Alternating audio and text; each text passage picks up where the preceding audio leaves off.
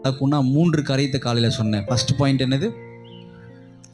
நீதிமானுக்கு என்ன வச்சிருக்கிறாருன்னா சமாதானத்தை வைத்திருக்கிறார். அல்லேலூயா.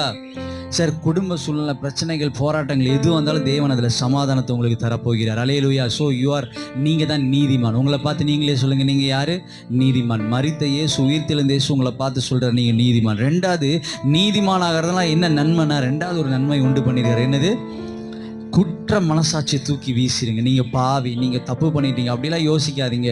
உயிர்த்தெழுந்த இயேசு இன்றைக்கு நம்மளை நீதிமானாக மாற்றிட்டார். உன் பாவத்தை தூக்கி எரிஞ்சிட்டார். எவ்வளோ பேருக்கு புரியுது? மூன்றாவது ஒரு நன்மையை வைத்திருக்கிறார். என்ன நன்மைங்க? நீங்கள் வித்தியாசமானவங்க. அல்லேலூயா சொல்லுங்களே. நான் இதை மட்டும் சின்ன வார்த்தை சொல்கிறேன். பொய் சொல்கிறது இல்லை, அதனால நான் நீதிமான்னு சொல்லாதீங்க. அல்லேலூயா. நான் கெட்ட வார்த்தை பேசுறதில்ல, அதனால நீதிமான் சொல்லாதீங்க. நீங்கள் எப்படி சொல்லணும்னா, வித்தியாசமானவர்கள் நீங்களும் நானும். என்னன்னா, நான் நீதிமான், அதனால பொய் சொல்ல மாட்டேன். அல்லேலூயா.